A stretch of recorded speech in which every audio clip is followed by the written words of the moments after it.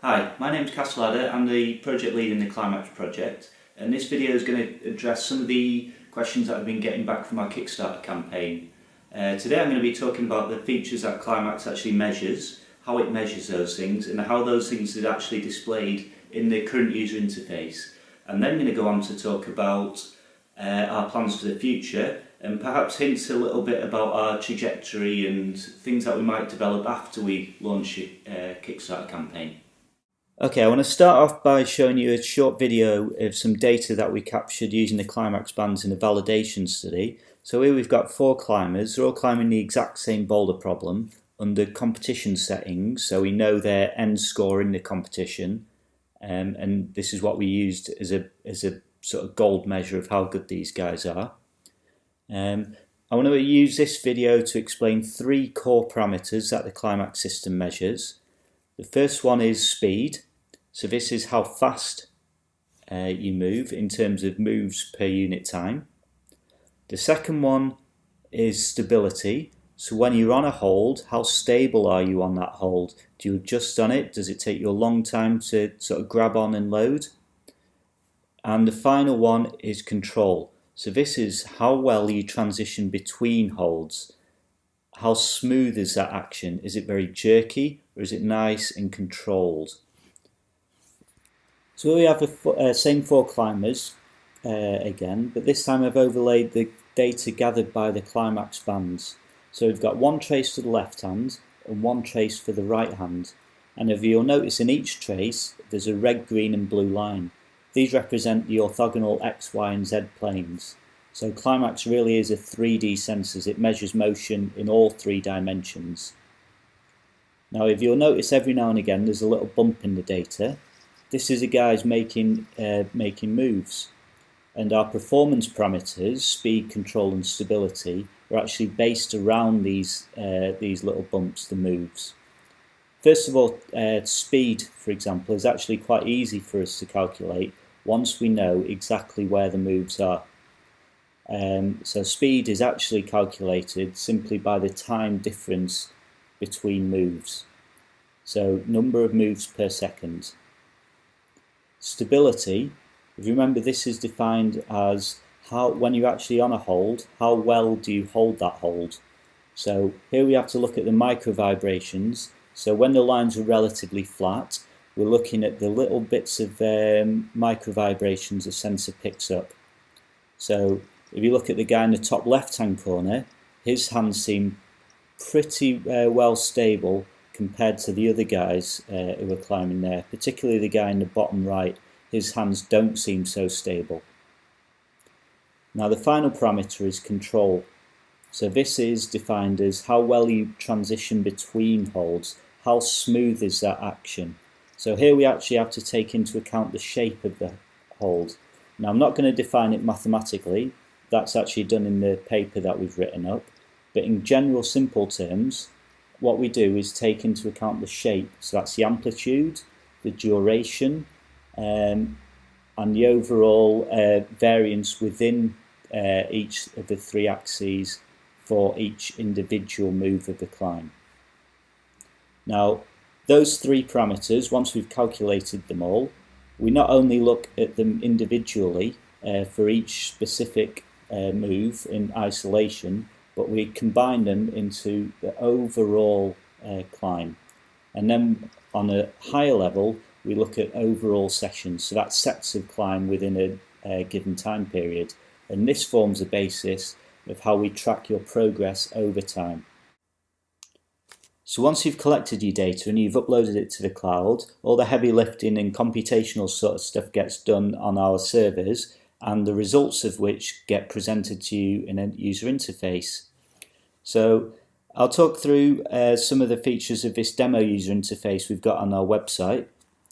If you'll notice at the bottom there's a little window I can scroll around and slide. So as I'm sliding here, what I'm doing is highlighting periods of time where sessions were recorded in. So each one of these little dots is a particular session. And if you'll notice, I can actually resize this window and make it bigger or smaller. And as I do so, you'll notice the numbers in the bottom of the screen start changing.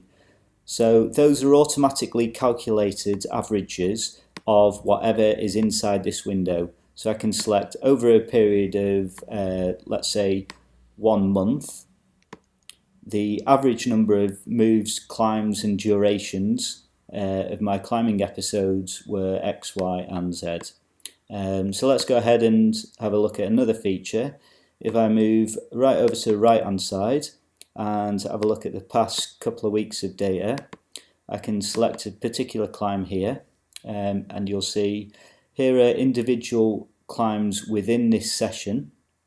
So the big bars and the blobs here are little climbs. The y-axis is actually the number of moves in this particular climb, and the duration of this climb is indicated by its length.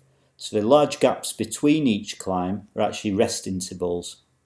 So already I can try and build up a picture of how this session went and when I was trying hard, etc. If I take a look at this graph here, this is telling me the overall time I was climbing in this session was 55 minutes compared to the average climb of 1 hour and 2 minutes. So this one was slightly shorter, but not by much. Of that 55 minutes, there was a 70-30 split between time moving compared to time sort of actually on holds and not moving. So maybe I was looking, working out a particular sequence, etc.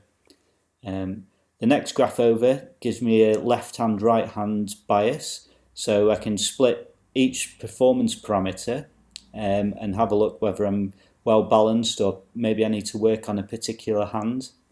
And finally, this graph here gives me an indication of the current session performance compared to the average selected set of sessions in the bottom window.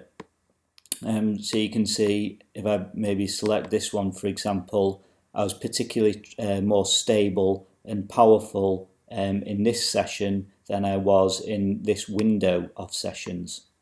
So you can see this is really a tool. It's not giving me coaching advice, it's giving me objective analysis of my performance over a course of sessions and allowing me to compare individual sessions to that course of sessions. It's not a coaching device at the moment. So as you can see, there's a hell of a lot already that we've done with Climbax. Things like move segmentation, climb segmentation. It does all these things really, really well, and it really does provide an objective analysis of your skill.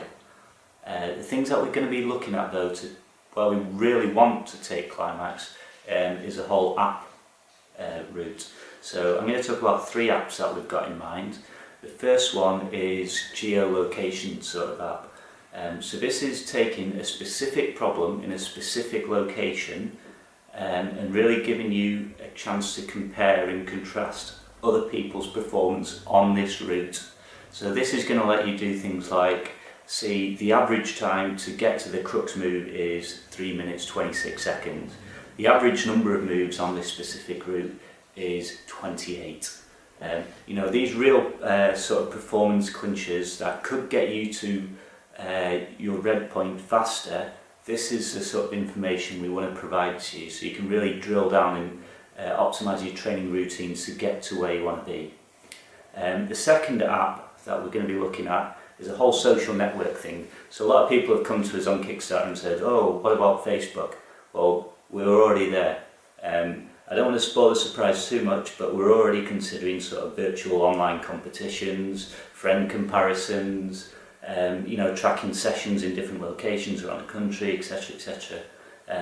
We're already thinking along those lines, don't worry.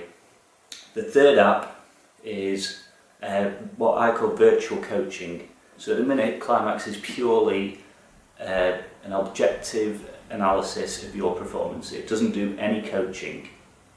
There's coaching apps out there, and what we want to do is take the output from Climbax and feed it into the input of some of these apps. Now, whether that's in the form of an SDK, an API, or working directly with those sort of companies, that's what we want to go and try and investigate. So I hope you enjoyed this sort of talk and you're a bit more in the know about what's behind Climbax, what it can do and what we've got planned for it to do. And with that, I'd like to take the opportunity to thank everyone who's backed us so far. Thanks a lot for all the positive support and Merry Christmas.